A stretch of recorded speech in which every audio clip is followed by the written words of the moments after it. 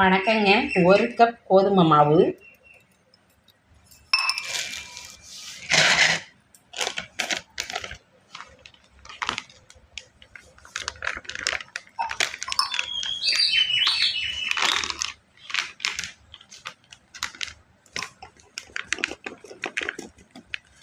1 cup கோதுமை மாவு, 1/2 cup பச்சரிசி மாவு,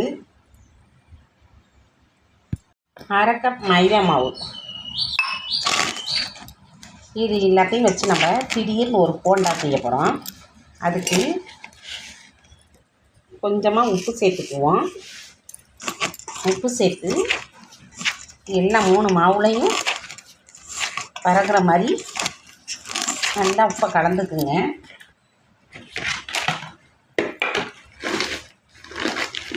இது சட்னி சீக்கிரம் செஞ்சிடலாம், ரொம்ப டேஸ்ட்டாகவும் இருக்கும். இதுக்கு 1 டம்ளர் ஜீனி, 1 கப்பு ஜீனி போடுறேன். அதையும் கலந்துக்குவோம். கலந்துக்கிட்டு தண்ணி கொஞ்சம் கொஞ்சமாக சேர்த்துக்குங்க.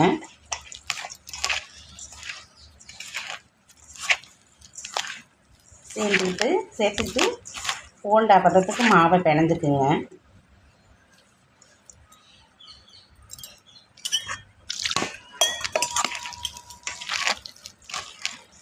சட்னி செய்யலாம்.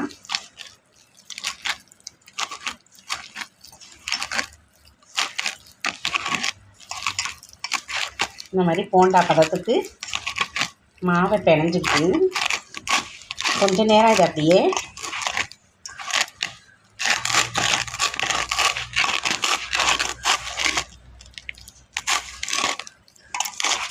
கோதுமை மாவு மட்டும் வச்சு செய்யாமல் இந்த மாதிரி எல்லா மாவையும் கலந்து செய்யல அவ்வளோ டேஸ்ட்டாக இருக்கும்.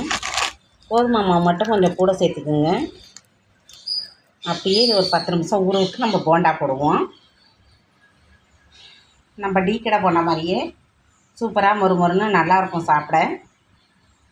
சட்டுன்னு செய்யலாம். அதனால் வீட்டில் இருக்க மாவை வச்சே நம்ம திடீர்னு இந்த மாதிரி ஒரு போண்டா தயார் பண்ணிக்கலாம்.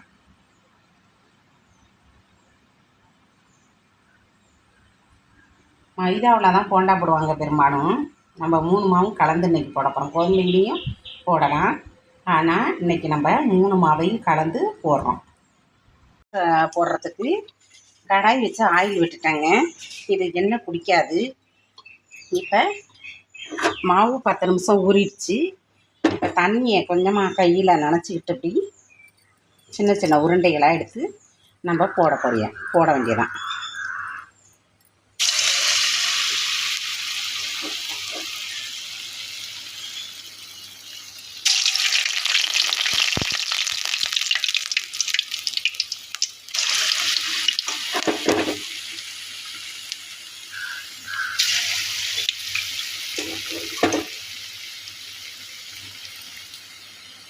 நம்ம சோடாப்பெல்லாம் எதுவும் போடலை, வீட்டுக்கு செய்கிறதானே அப்படின்ட்டு போடலை.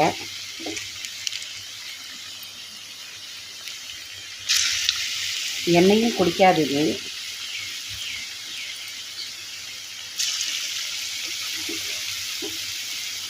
குட்டி குட்டியாக பாலாக உருட்டி போட்டு பொரிச்சு எடுக்க வேண்டியதான்.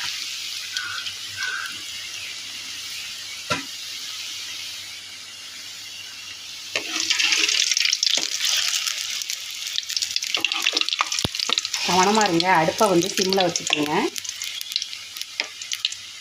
எண்ணெய் காஞ்சிருச்சு நம்மளுக்கு, அதனால் அடுப்பை சிம்மில் வச்சுக்கலாம். திருப்பி போட்டு உங்கள்கிட்ட காமிக்கிறேன். எல்லாம் போண்டாவும் திருப்பி போட்டாச்சு. கொஞ்சம் வேகட்டும். நம்ம ஊறம் வச்சோம் இல்லையா, அதனால் நல்லா பிசுன்னு இருக்கும்.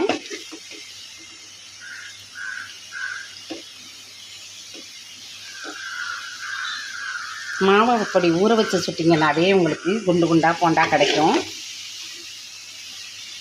3 மாவு கலந்துருக்கோம். பச்சரிசி மாவு, மைதா மாவு, கோதுமை மாவு 3 கலந்து தான் இன்றைக்கி நான் உங்களுக்கு போண்டா சுட்டு காமிக்கிறேன்.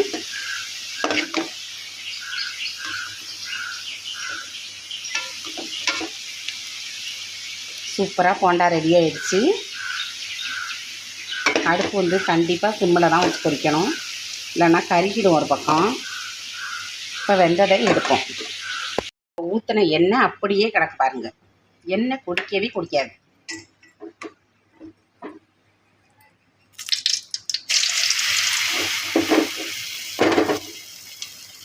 மாவை அந்த மாதிரி லூஸாக பிணைஞ்சிக்கிட்டிங்கன்னா நல்லா சாஃப்டாக வரும் போண்டா. கண்டிப்பாக ஒரு 10 நிமிஷம் ஊற வைங்க. அப்போ தான் நீங்கள் வந்து நல்லா உப்பும், நீங்கள் வந்து சோடாப்பு போட தேவையில்லை.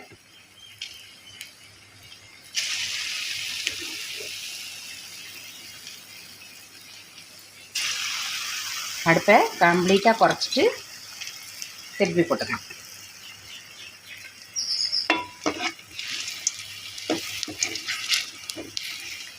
அப்படியே திருப்பினீங்கன்னா அழகாக திருப்பி போடும்.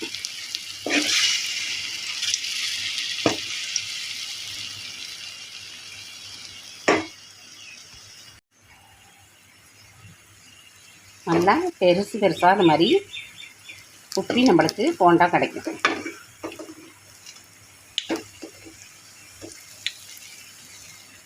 குண்டு குண்டா இந்த மாதிரி இருக்கும்.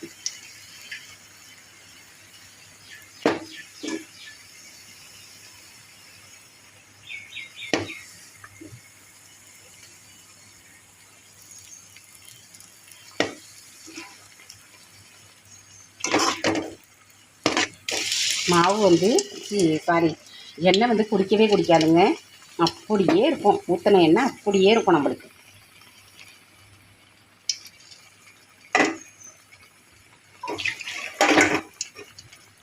இப்போ எல்லா போண்டாவுமே நான் எடுத்துட்டேன். வாங்க தட்டுக்கு மாற்றிருக்கேன், காமிக்கிறேன்.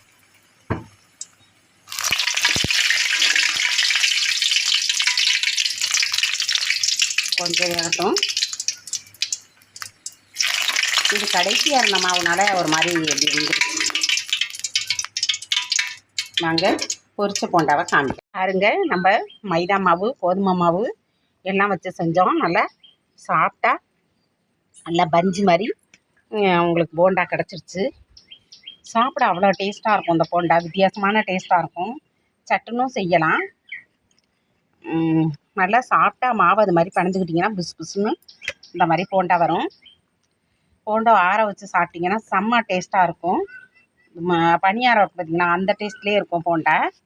நல்லா நம்ம மைதா மாவு எதுவுமே போடலை, ஆனால் நல்லா உப்பி இருக்குது. ஊற வைக்கணும். ஊற வச்சிங்கன்னா இந்த மாதிரி உப்பி புஸ் புஸ்ன்னு வரும். கண்டிப்பாக இதே மாதிரி ஒரு முறை போண்டா செஞ்சு நீங்கள் வீட்டில் உள்ளவங்களுக்கு கொடுத்து வசத்துங்க. இந்த வீடியோ உங்களுக்கு பிடிச்சிச்சின்னா லைக் பண்ணுங்கள், ஷேர் பண்ணுங்கள், கமெண்ட் பண்ணுங்கள், மறக்காம சப்ஸ்கிரைப் பண்ணுங்கள். ஃபுல் வீடியோவும் பாருங்கள். நன்றிங்க. எண்ணெயும் குடிக்காதுங்க, சட்டுனும் செய்யலாம். திடீர் போண்டா.